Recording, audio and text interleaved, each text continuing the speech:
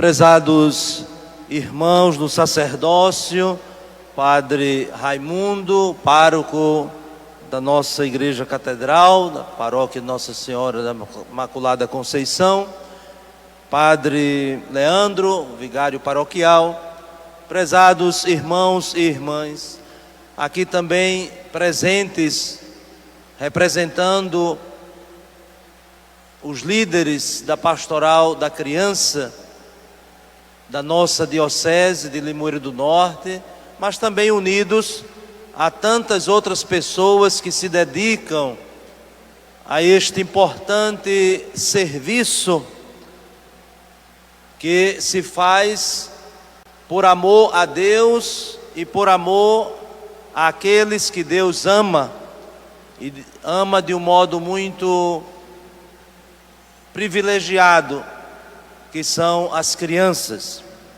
Então, para nós é uma grande alegria celebrar esta Eucaristia também nesta ação de graças, nesses 35 anos que nós nos empenhamos para corresponder ao desejo de Jesus manifestado no Evangelho: vinde a mim, todos vós que estáis cansados, afatigados. E, portanto, toda a pastoral é justamente a realização desse desejo de Jesus de vir ao encontro das pessoas. E de um modo bem particular, hoje, celebrando os 35 anos da Pastoral da Criança, também nós acolhemos aquela palavra de Jesus no Evangelho: não impeçais das crianças virem a mim. E, portanto, mais do que simplesmente algumas coisas que possam ser feitas em benefício das crianças, a pastoral é a própria presença de Jesus, bom pastor, junto a esses seus prediletos, as crianças. Então vocês, líderes da Pastoral da Criança, agentes da Pastoral da Criança, enfim, todas as pessoas que de uma forma ou de outra estão empenhadas nessa pastoral, cresçam nessa consciência. Vocês não estão apenas fazendo algumas coisas para ajudar as crianças, mas vocês estão emprestando as mãos, o coração, a mente, a vida ao próprio Jesus, para que Ele manifeste o seu amor, como Ele fez passando entre nós, na sua missão, na sua vida terrena. Ele continua presente entre nós e contando com a nossa ajuda. Então é uma alegria muito grande para nós celebrarmos esses 35 anos, juntamente com as outras dioceses que também celebram esses 35 anos, mas todo regional, porque somos uma única igreja. Marcamos assim uma data, mas o que conta não é uma quantidade de anos, mas o que conta é o empenho, é o trabalho, é a missão. E, portanto, isso nos enche de alegria, saber de tantas pessoas generosas, que mesmo com tantas atividades, até mesmo no seio da família, com seus trabalhos, com suas ocupações, sentem o chamado de Deus para responder a essa vocação.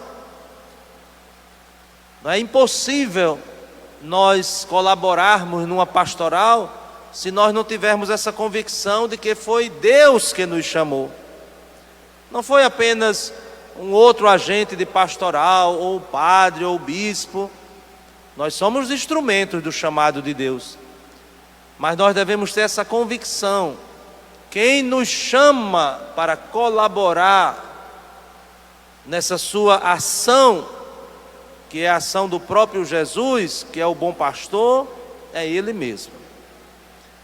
E se nós tivermos essa convicção do chamado de Jesus, então passaremos por dificuldades, certamente, todos nós sabemos disso.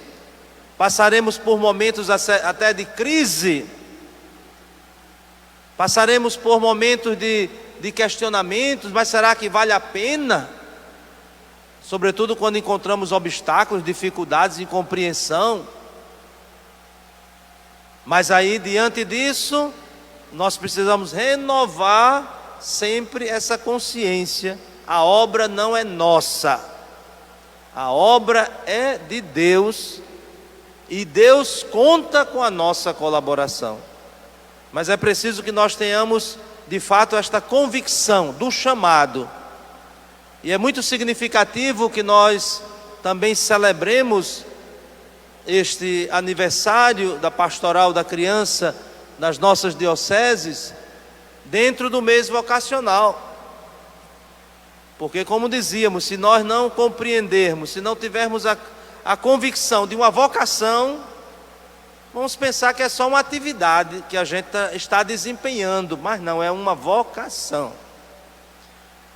Dentre tantas vocações que nós estamos recordando, celebrando neste mês de agosto, nós recordamos os ministros ordenados na primeira semana, agora na segunda semana, que é a Semana Nacional da Família, destacando hoje a vocação do pai, mas também a vocação da mãe, a vocação de todos os membros da família, porque é ali a família que é o santuário da vida.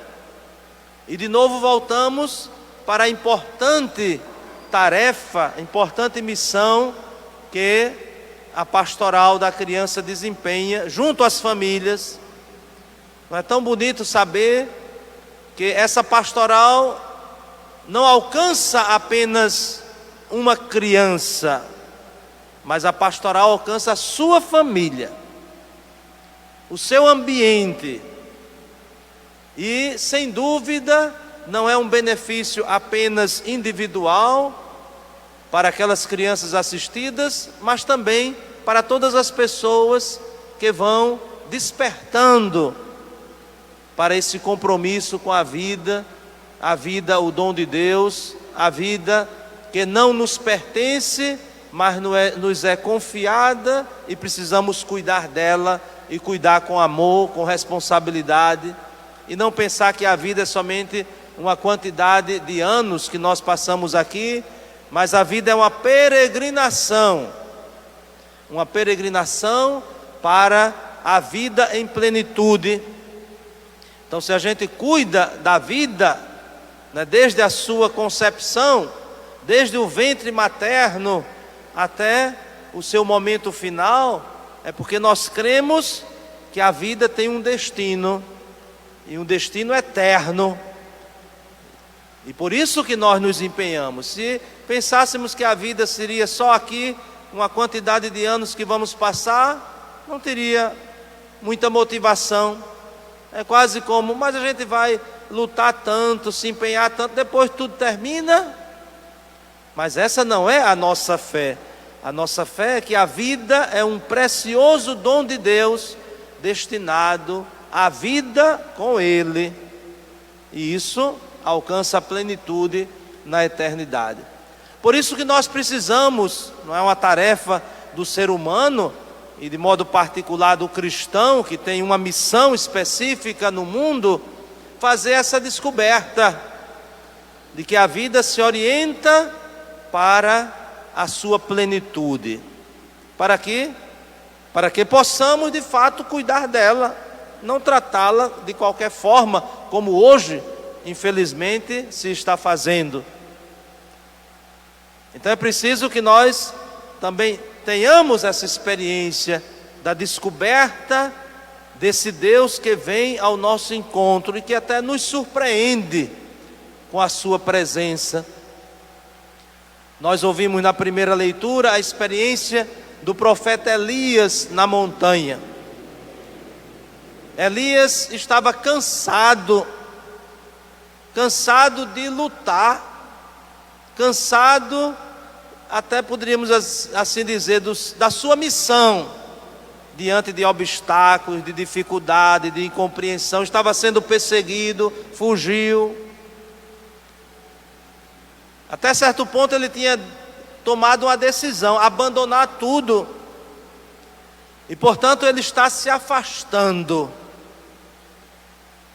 E qual é a experiência de Elias?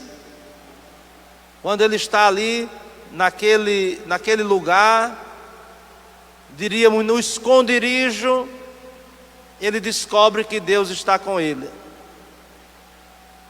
Então assim também nós devemos ter sempre esse cuidado. Passamos dificuldades, passamos sofrimentos, passamos tribulações, mas não podemos nos fechar nisso. É preciso sair desse esconderijo. É isso que faz o próprio profeta Elias. Ele sai para ver. E nessa sua saída do esconderijo, ele percebe que não está sozinho, que Deus está ali presente. Assim também nós devemos ter esse cuidado, estarmos atentos àquilo que poderíamos dizer às surpresas de Deus. Interessante, no Evangelho temos uma situação também bem parecida. Os discípulos estão numa barca e a barca está sendo atormentada pelo vento, sacudida pelo vento, quase que num desespero. E mais uma vez, Deus prova que eles não estão sozinhos. E a grande prova é que Jesus vem caminhando sobre as águas. Jesus não os espera do outro lado, na margem. Seria mais simples Jesus lá na margem, no lugar seguro, esperar que os discípulos chegassem. Mas não, ele vai ao encontro dos discípulos. Assim também tem que ser a nossa experiência de reconhecer esta presença de Deus que está sempre vindo ao nosso encontro. Mas quantas vezes nós, por causa da falta de fé, como Jesus vai dizer a Pedro, nós nos apavoramos com fantasmas. O fantasma seria, em poucas palavras, uma projeção do nosso medo. Todo mundo tem essa experiência. Quando tem medo, começa a ver certas coisas onde não há. Então, entre dar vazão ao medo e começar a ver fantasmas, nós precisamos crer, precisamos aumentar a nossa fé para reconhecer a presença, a realidade, não o fantasma, mas a realidade. E a realidade é essa verdade de que Deus está presente no nosso meio. Então esse é a grande lição que o Evangelho nos dá. Isto é, diante do vento que sopra contrário, diante das tribulações que nos afligem, qual é a nossa decisão? Nos deixar tomar pelo medo e começar a ver muitos fantasmas, ou renovar a nossa fé, a nossa confiança, e mesmo no perigo, dizer como Pedro: Senhor, salva-me. Então que de fato tenhamos esta fortaleza interior, tenhamos essa convicção, não se deixar convencer pelo medo, mas vencer o medo pela fé. E nesse dia também que celebramos o Dia dos Pais, peçamos ao Senhor por todos os pais, que certamente quando atravessam esse mar dos dias atuais, com dificuldades, com tantos problemas, que sejam renovados na sua fé, que não tenham receio também de dizer como Pedro: Senhor, salva-me, Senhor, salva-nos. Senhor, salva a nossa família. Essa oração precisa ser constante no nosso coração e nos nossos lábios, porque a resposta é sempre dada. Diz que Jesus tomou a mão de Pedro, sustentou Pedro. Jesus continua também estendendo a sua mão para nos sustentar, para nos socorrer. Louvado seja nosso Senhor Jesus Cristo.